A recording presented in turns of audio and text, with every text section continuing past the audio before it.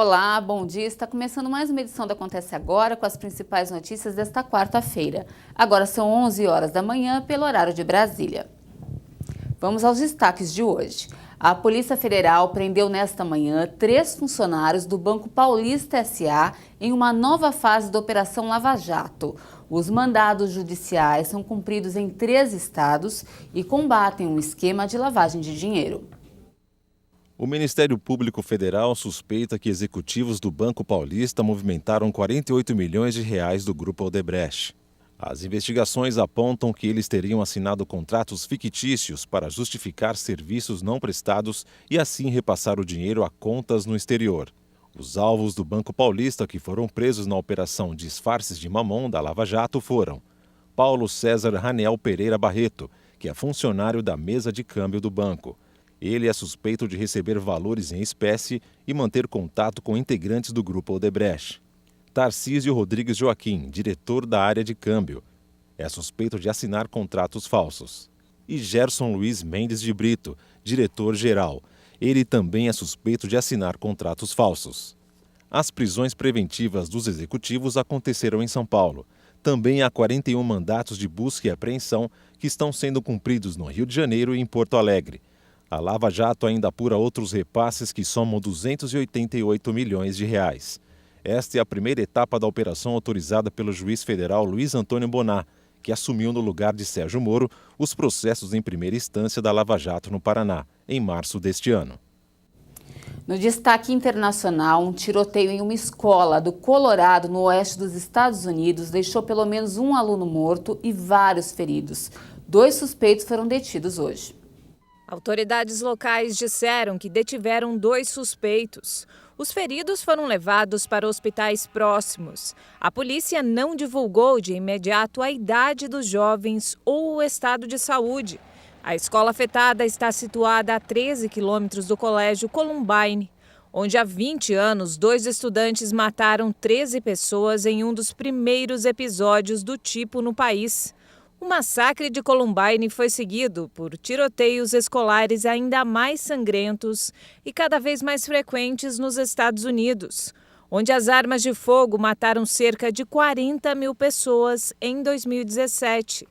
Apesar da violência ligada às armas de fogo, os esforços para endurecer os controles têm enfrentado fortes barreiras em nível federal. E agora vamos conferir a previsão do tempo completa para todo o país. Entre as 9 horas da manhã da última segunda-feira e as 9 horas da manhã desta terça-feira, a região sul do país teve os maiores volumes de chuva acumulados do Brasil, de acordo com dados do Instituto Nacional de Meteorologia. Vamos dar uma olhadinha nesses números? Olha só, sobre a região de São Borja, no Rio Grande do Sul, os acumulados chegaram a 84,6 milímetros de chuva. Em Santa Vitória do Palmar, choveu 63,2 milímetros. E em Campos Novos, Santa Catarina, os acumulados chegaram a 62,4 milímetros de chuva. A chuva mais frequente e volumosa está sendo esperada para a região de São Luís Gonzaga até a região de Uruguaiana. Por outro lado, o sol volta a aparecer sempre entre bastante nebulosidade por toda essa faixa que vai de Pelotas, passando pela região de Porto Alegre até a região de Florianópolis. O dia será com céu nublado, sem períodos de sol e com chuva frequente, mas que deve acontecer com, no máximo, moderada intensidade por toda a faixa litorânea que vai de Paranaguá, passando pelo litoral do estado de São Paulo, Grande Rio, até o litoral norte fluminense. Já por toda essa faixa que vai de Curitiba até a região da Grande São Paulo, o dia também fica com muitas nuvens, mas a previsão é apenas de garoa, que pode acontecer a qualquer hora. A zona de convergência intertropical ainda continua bastante ativa sobre a costa norte da região nordeste do Brasil e provoca chuva a qualquer hora, com risco de temporais por toda a faixa litorânea que vai de Natal até a região de Macapá, e a previsão é de um dia chuvoso com risco de fortes temporais sobre a região de Fortaleza. O sol também aparece pouco e a previsão é de chuva a qualquer hora, também sobre áreas do norte do estado do Amazonas até a região de Roraima. Em todas as outras áreas do Brasil, dia com sol, calor e pancadas de chuva entre a tarde e a noite. Agora vamos dar uma olhadinha nas temperaturas em algumas capitais do Brasil. Olha só, em São Paulo, o dia começa com mínima de 16, a máxima é de 26 graus. No Rio, a mínima é de 21, máxima de 26 graus. E em Fortaleza, o dia começa com 24, a temperatura máxima é de 29 graus. E para saber como é que fica o tempo na sua região, é só acessar o site da Climatempo. Até mais! E eu vou encerrar essa edição ainda falando um pouquinho sobre o tempo. O verão acabou em março, mas o calor ainda não deu trégua. E quem gosta de uma temperatura agradável não abre mão da companhia do ar-condicionado, não é mesmo? Mas é bom ficar atento com a manutenção desses aparelhos se não quiser prejudicar a saúde. Vamos conferir na reportagem. É só o Fábio chegar no escritório e a temperatura diminui. O mesmo acontece no carro e em muitos lugares por onde ele passa. O jornalista confessa, é um viciado em ar-condicionado. Eu durmo com ar-condicionado, eu venho para o trabalho no carro com ar-condicionado e aqui na sala o ar-condicionado fica ligado no frio, no calor, chuva, sol, tá ligado.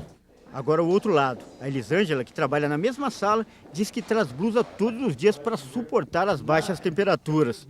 Como é que é essa convivência, então, equilibrada? Diálogo, né? Diálogo é a base de tudo. Então, assim, o Fábio é uma pessoa muito querida, muito compreensiva. Então, ele vê quando eu tô, assim, mal, começando a ficar roxa, com dor de cabeça, a gente consegue entrar num equilíbrio. E esse aparelho está cada vez mais presente na vida do brasileiro. No último verão, as vendas de ar-condicionado aumentaram 80% no país. Mas junto com a popularização aparecem alguns problemas, principalmente o aumento das doenças respiratórias, como os casos de asma e rinite. O ar-condicionado, para refrigerar o ambiente, ele tira a umidade do ar. Então, o ambiente refrigerado por ar-condicionado, ele tem uma baixa umidade relativa do ar. E isso, então, dificulta o nosso nariz para exercer a função correta de aquecer, umidificar e filtrar o ar que está indo para o pulmão. Então, consequentemente, as pessoas que já têm uma predisposição, como aquelas pessoas que têm asma, as pessoas que têm rinite, eles têm uma maior dificuldade de realizar uma função adequada do aparelho respiratório. E o Fábio, que gosta tanto de ar-condicionado, sente um dos efeitos colaterais quando acorda. Eu sei que isso é um ponto prejudicial do ar-condicionado, porque o ambiente fica extremamente seco, né? Em contrapartida, eu tenho muito calor, então eu não consigo dormir sem. Então, entre acordar e beber água e dormir com calor, prefiro acordar 2, 3 vezes de madrugada e tomar água. Quanto mais baixa a temperatura, maior é o risco para a saúde, principalmente quando a pessoa sai de um lugar com ar-condicionado e sente o calor de outro ambiente. Se a gente tem uma temperatura externa 35 graus mais ou menos, a gente nunca deve colocar 17 graus a temperatura interna, e sim aproximadamente 23, 24 graus para ficar agradável sem uma responsividade da via aérea. Esse período do ano é considerado o mais crítico. Entre os meses de maio e agosto, aumenta o número de internações hospitalares por problemas respiratórios. Isso acontece porque, com o tempo mais frio, o ar fica mais seco e também aumenta o número de pessoas que convivem juntas em ambientes fechados. Por isso é fundamental fazer a manutenção dos aparelhos de ar-condicionado. Para a gente ter uma ideia dessa importância, eu vou mostrar aqui, ó. Essa tela foi retirada de um aparelho que passou pela limpeza e ao lado a gente pode ver uma outra tela que foi retirada de um outro aparelho sem manutenção. Eu vou passar o pano aqui agora e mostrar para vocês, ó. Toda essa sujeira pode acabar no nariz de uma pessoa. Essa empresa faz a manutenção e limpeza de ar-condicionado. O engenheiro afirma que o ideal é que o aparelho seja higienizado a cada 30 dias. Além da saúde, o procedimento também vai ajudar a economizar energia e aumentar a vida útil do aparelho. Por que é tão importante fazer a limpeza periódica desse aparelho? Podemos resumir em 3 principais aspectos, tá? O primeiro é a saúde, né, que é muito importante, né? A pessoa tem que prezar pela qualidade do ar que está respirando, né? Então o ar-condicionado ele tem essa função, né, de eliminar as impurezas que são captadas do ambiente.